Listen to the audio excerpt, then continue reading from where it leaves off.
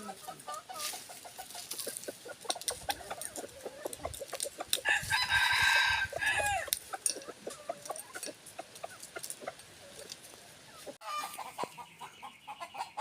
mga ka-hunter, update tayo sa ating mga pangati. Ayan sila. Ito ka-hunter, medyo ano pa to, maputla pa to, hindi pa gaano masigla yung ano niya, yung katawan. At ito naman mga ka-hunter, itong nakakuha na ng isa. Itong sa gitna na to, nakuha ko to nung November, itong November lang. Ayun ka-hunter, matapang na. Hindi na nga isabak eh. Kaso medyo mahilap pa yan. Siguro pag pinaghunt yan sa bundok magwawala pa yan. Kasi ngayon lang ano yan eh. Ngayon lang talaga nilabas ko na matapang na.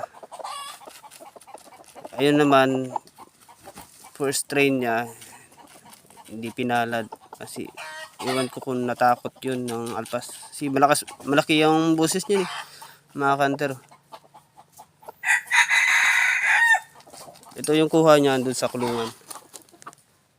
Bali, anin kasi lahat yung alpas ko.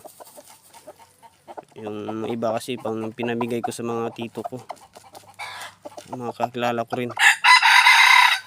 Saka yun ka-hunter, ayun yung matagal ko ng pangati. 2019 na yan nakuha ko, 2019 pa. Itong apat bali nakuha niya. Ito natin ka-hunter.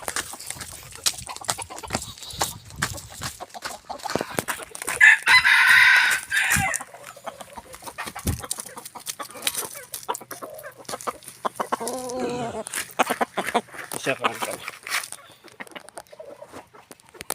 Ayan ka-hunter. Tahid niya.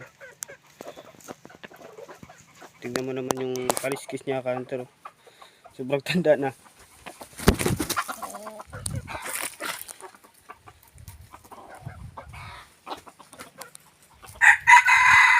Dinidisplay ko na lang ka-hunter.